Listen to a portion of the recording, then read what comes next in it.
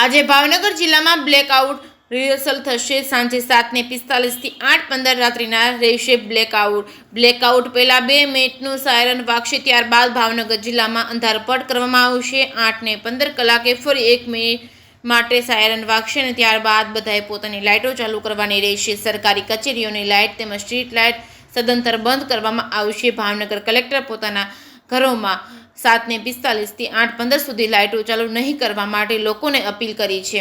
જેકેએસ ગુજરાતી સાથે હિરેન ભયાણી, ભાવનગર। કોસ્ટલ વિસ્તારમાં કે કોઈ ડ્રીલનું કે કોઈ મીન્સ કે આયોજન નથી, પરંતુ આ જો બ્લેકઆઉટનું આયોજન છે આ તો કોસ્ટલ વિસ્તારને પણ સામેલ કરે છે।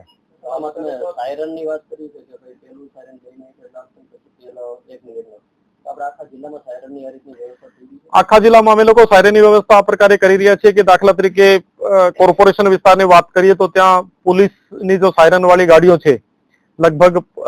5 થી 7 ગાડીઓ આ વાપરશું, પછી ફાયર ડિપાર્ટમેન્ટની જે 8 થી 10 ગાડીઓ છે આ વાપરીશું અને આ 15-16 ગાડીઓ છે, પછી નગરપાલિકાઓમાં પણ ફાયર ફાઇટિંગ અને પોલીસની ગાડીઓ છે, તો આ વાપરીને ત્યાં જગ્યા પ્રમાણે અમે લોકો લોકેશન નક્કી કરી રહ્યા છીએ,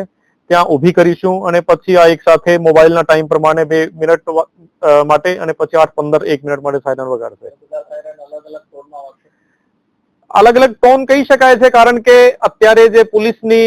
તમામ ગાડીઓ છે એની એક ટોન હશે અને જો ફાયર ફાઇટિંગની જે ગાડીઓ છે એની એક ટોન હશે, પરંતુ અત્યારે મેઇન પર્પઝ આ છે કે આપણે એક ટ્રેનિંગના ભાગરૂપે આ કરવાનું છે, તો એટલા માટે જે ટોન કદાચ એકબીજાથી અલગ હોય તો પણ ટાઈમિંગ એક છે, તો એટલા માટે આપણે આ મગજમાં ઉતરી જવું જોઈએ કે 7:45 લાઇટ ઓફ કરવાની છે। સાયરન માટે આપણે કલેક્ટર કચેરી દ્વારા જુદી શહેરની જગ્યામાં આપણે સાયરન ગોઠવતા એટલા માટે વૈકલ્પિક વ્યવસ્થા તરીકે જ ગાડીઓની વ્યવસ્થા કરી છે। આમ આખા જિલ્લામાં લગભગ 50 જગ્યાએ સાયરન ગોઠવવામાં આવેલા છે સિવિલ ડિફેન્સ દ્વારા, પરંતુ અત્યારે આપણે એટલા વર્ષથી યુઝ કર્યા નથી, તો એટલા માટે મીન્સ કે ના વાપરવાના લીધે અમુક જગ્યા ખરાબ થઈ ગયા હશે કે અમુક જગ્યા પણ એને આપણે સુધારવાનું કાર્ય પણ કરવાનું છે, પરંતુ આ વૈકલ્પિક વ્યવસ્થા તરીકે આ વ્યવસ્થા કરી છે અત્યારે।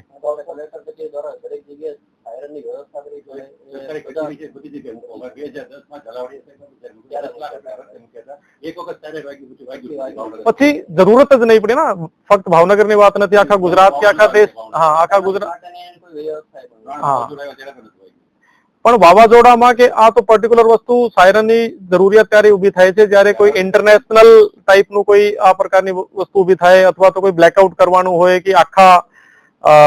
શહેરમાં કોઈ મેસેજ આપણે કરવાનો હોય ત્યારે સાયરનની જરૂરિયાત ઉભી થાય છે। 7 તારીખે આપણા સિવિલ ડિફેન્સના ભાગરૂપે, એટલે કે આમ નાગરિક આમ જનતાને કેવી રીતે કોઈ પણ પરિસ્થિતિ સર્જાય ત્યારે તૈયાર કરવું, એના જ ભાગરૂપે કાલે સાંજે 7:45 થી લઈને 8:15 સુધી, એટલે કે અડધી કલાક માટે આખા ભાવનગર જિલ્લામાં બ્લેકઆઉટ કરવામાં આવશે। આ બ્લેકઆઉટમાં આપણો મ્યુનિસિપલ કમિશનરનો એટલે જે વિસ્તાર છે, નગરપાલિકા વિસ્તાર છે અને તમામ ગામડાઓમાં જે પણ આપણે લાઇટ જે પણ છે, ઘરની લાઇટ કે કોમર્શિયલ વિસ્તારની લાઇટ કે સ્ટ્રીટ લાઇટ કે બીજી કોઈ પણ લાઇટ એ અડધી કલાક માટે બંધ રાખવામાં આવશે। એના માટે આપણા જિલ્લામાં કાલ 7:45 2 મિનિટ માટે સાયરન એક બગાડવામાં આવશે, જે આખા જિલ્લામાં વગાડવામાં આવશે અને એના આધારે તમામને મારી વિનંતી છે કે તમે તમારા ઘરની, તમારે દુકાનની કે જે તમે જ્યાં પણ હો એ તમામ લાઇટો બંધ કરવાની છે અને પછી 8:15 1 મિનિટનો ફરીથી સાયરન વગાડવામાં આવશે, તો પછી આપણે લાઇટ ફરીથી ચાલુ કરી શકાય છે। તો ટૂંકમાં કહીએ તો અડધો કલાક માટેનું કાલે આખા ભાવનગર જિલ્લામાં બ્લેકઆઉટ કરવાનું છે અને એમાં તમામ જનતાને સહયોગ છે કે તમે સહયોગ પૂરો પાડો।